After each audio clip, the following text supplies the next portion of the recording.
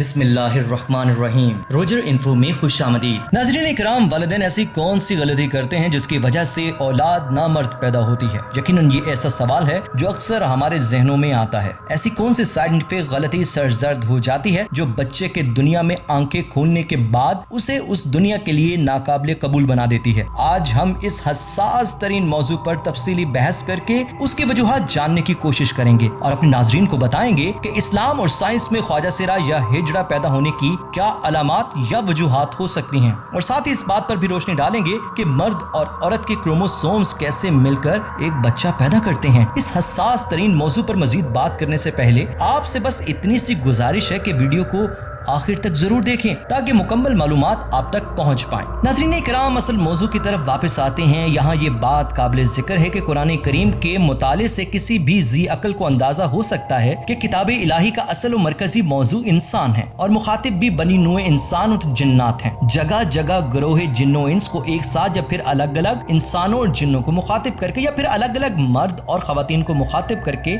समझाने की कोशिश की गई है। अहकामात और हिदायत जारी की गई हैं। यहाँ ये बात काबिल जिक्र है कि दकीक से दकीक नुक्ता भी ऐसा नहीं है जो रह गया हो। इंतहाई बारीक बीनी और तफसीली अंदाज में मर्द और औरत और इंसानियत और फलाह मुआशरत के लिए हिदायत बयान की गई हैं। अल्लाह ताला ने कुरान में वाज़ेह किया है कि इसने हर चीज का जोड़ा पैदा किया, चाहे वो इंसान हो या जिन या फिर नबातात। लेकिन ये सवाल अपनी जगह पर मौजूद है कि क्या हमारी इस दुनिया में सिर्फ मर्द और औरत ही पाए जाते हैं? यकीनन इस हवाले से सबसे ज्यादा जहनों में वो तीसरी सिन्फ का ख्याल भी आया होगा जिसको हम हिजड़ा, ख्वाजा सिरा, खुसरा या फिर नामर्द कहते हैं। अरबी में इस सिन्फ को खुन्नस कहा जाता है। इन बयान किए गए नामों पर अगर थोड़ा गौर करें तो इसमें छुपे तज़हीक को हर कोई महसूस कर सकता है। इन नामों में बेतौकीरी का उनसर बादर्जा आतम मौजूद है, यानी दूसरे लफ्जों में मुआशरे में इन नामों के लिए मखसूस अफराद को इस्तेहज़ा, मजाक या ठट्ठेपन के तौर पर देखा जाता है। जैसे कि लफ्ज हिजड़ा ये उन लोगों के लिए मखसूस है जो नामर्द करार दे दिए गए हैं। इस तरह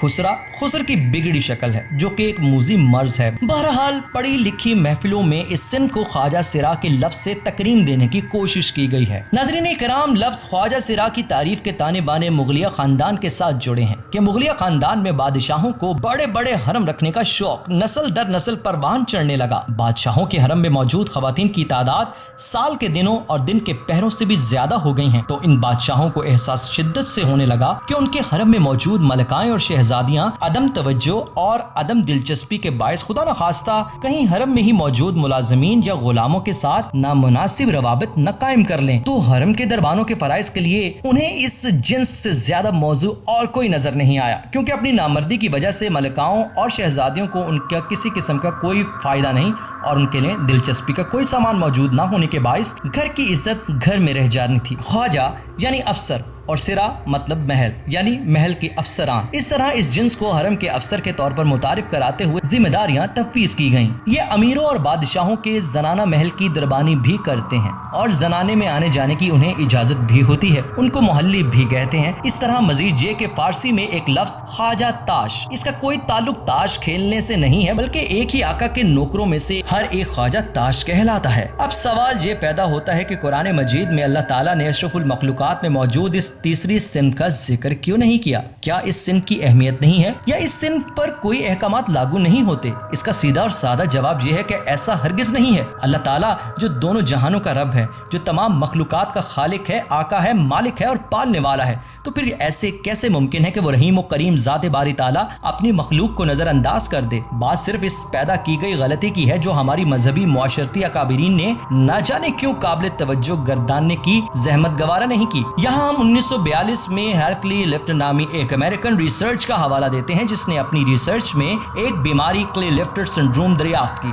जो कि इसके नाम से मंसूब की गई। इस मुहक्किक के मुताबिक ख्वाजा सिरा या हिजड़ा इंसानों में मर्द या औरत से कोई तीसरी सिन्फ नहीं बल्कि ये एक जिस्मानी बीमारी है। अल्लाह ताला ने इंसानों को मर्द या औरत के रूप में पैदा किया है, लेकिन जिस तरह पैदाइशी बीमारियों की वजह से अक्सर बच्चों में अंधा, गुंगा, बहरापन आ जाता है, तो बिल्कुल इसी तरह क्रोमोसोम्स X और Y की तादाद की अदम मुताबिकत की वजह से बच्चे की जिन्स का तयन नहीं हो पाता और बच्चा पैदाइशी तौर पर इब्नॉर्मल हो जाता है। नाज़रीन इकराम, क्रोमोसोम्स को उर्दू जबान में लोन जिस्मिया कहा जाता है, जो दो अल्फाज लोन यानी रंग और जिस्मिया यानी जिस्म का मुरक्कब है। अंग्रेजी जबान में भी इसका लगभग यही मतलब बनता है। क्रोमो यानी रंग, सोम्स यानी इज्साम। क्रोमोसोम्स दरअसल इंसानी खुलियात के मरकज में पाए जाने वाले मैक्रो मॉलिक्यूल्स इसको कहा जाता है। क्रोमोसोम्स का इंसानी किरदार में बहुत अहम हिस्सा होता है। अगर इसकी अहमियत की बात की जाए तो एक नस्ल से दूसरी नस्ल तक खुसूसियात मुख्तलिफ जीन्स के जरिए मुंतकिल होती हैं। ये जीन्स क्रोमोसोम्स पर मौजूद होती हैं।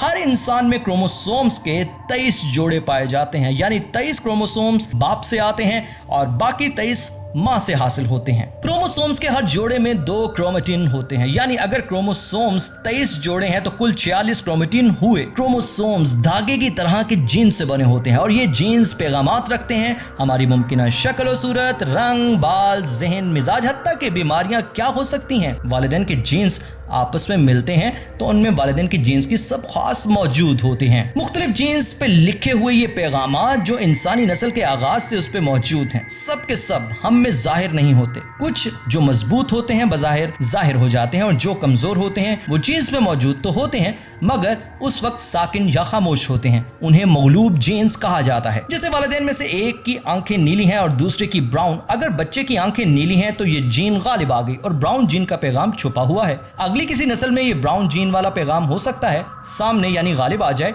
और नीली जीन वाला मगलूब हो जाए। नाज़रीन इकराम, माँ के रहम से इंसानी बच्चे की परवरिश का मुतालिया हमें बताता है कि इंसानी बच्चा बुनियादी तौर पर लड़की होता है, लेकिन अगर इस बच्चे के क्रोमोसोम्स में Y क्रोमोसोम्स शामिल हो तो 6 हफ्तों की परवरिश के बाद मर्दाना गदूदों का अमल दखल शुरू हो जाता है और इंसानी बच्चे में मर्दाना जिनसी आज़ा की परवरिश शुरू हो जाती है। अगर बच्चे में XX क्रोमोसोम यानी XX क्रोमोसोम्स हों तो इसके जिनसी आज़ा में ओवरीज, यूट्रस और वजाइना शामिल होंगे और अगर बच्चे के XY क्रोमोसोम्स होंगे तो इसके जिनसी आज़ा में टेस्टिकल, पेनिस वगैरह शामिल होंगे। वो इंसानी बच्चे जिनमें जिनसी आज़ा की परवरिश में कमी रह जाती है, इनमें ना तो मर्दाना जिनसी आज़ा पाया तकमील तक पहुंचते हैं और ना ही जनाना जिनसी आज़ा। ऐसे बच्चे पैदाइश के वक्त पहचाने नहीं जाते वो लड़का है या लड़की। ऐसे बच्चे इंटरसेक्स कहलाते हैं। ऐसे बच्चे बाकी हर लिहाज से सेहतमंद होते हैं लेकिन उनके जिनसी आज़ा की तकमील में कमी रह जाती है, चुनाचा उन्हें बड़े होकर बहुत से मसाइल का सामना करना पड़ता है। बाज़ इलाकों में ऐसे लोग हीजड़े कहलाते हैं। एक दफा फिर आपकी याद दहानी के लिए इंसानी बच्चा अपनी माँ के ओवम और बाप के सुपर्म के मिलाप से मोर्जे वजूद में आता है। जैसा कि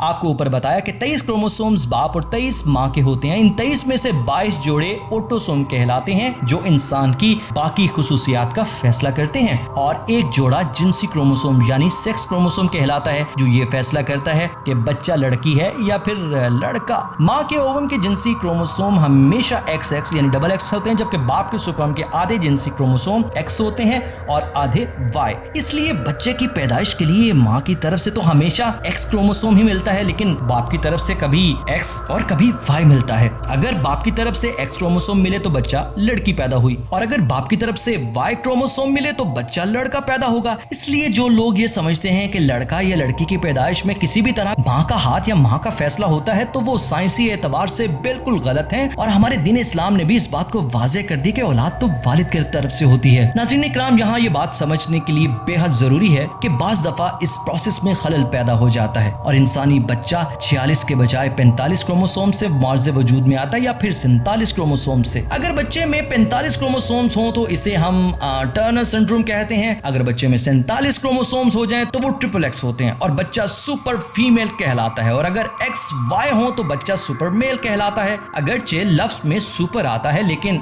ऐसे बच्चे बहुत से जिस्मानी और ज़हनी मसाइल का शिकार हो जाते हैं। नाज़रीन इकराम, पर साबित हुआ कि बुनियादी तौर पर दुनिया में मर्द हैं या फिर औरत, सेक्सुअल एबिलिटी ना होना एक मर्ज है, एक नुक्स है, ना कि ये एक अलग जेंडर या जेंस। जिस तरह कोई गूंगा है, कोई बहरा है या कोई अंधा है, ये उसमें एक नुक्स है। इस तरह सेक्सुअल डिसेबिलिटी भी एक नुक्स है। ऐसे लोग काबिल तवज्जो और काबिल एहतराम होते हैं, ना कि उनका मजाक उड़ाया जाए। अल्लाह ताला की तरफ से उनके लिए ये बहुत बड़ी और सख्त आजमाइश है। लिहाजा अगर अल्लाह ने आपको नॉर्मल इंसान पैदा किया है तो उसका जितना शुक्र अदा कर सकते हैं करें। अगर आपको हमारी ये वीडियो पसंद आई है तो लाइक करें और अपने दोस्तों के साथ जरूर शेयर करें। कमेंट बॉक्स पर अपनी आरा से जरूर आगाह कीजिए। अगली वीडियो तक के लिए इजाजत दीजिए। अल्लाह निगहबान।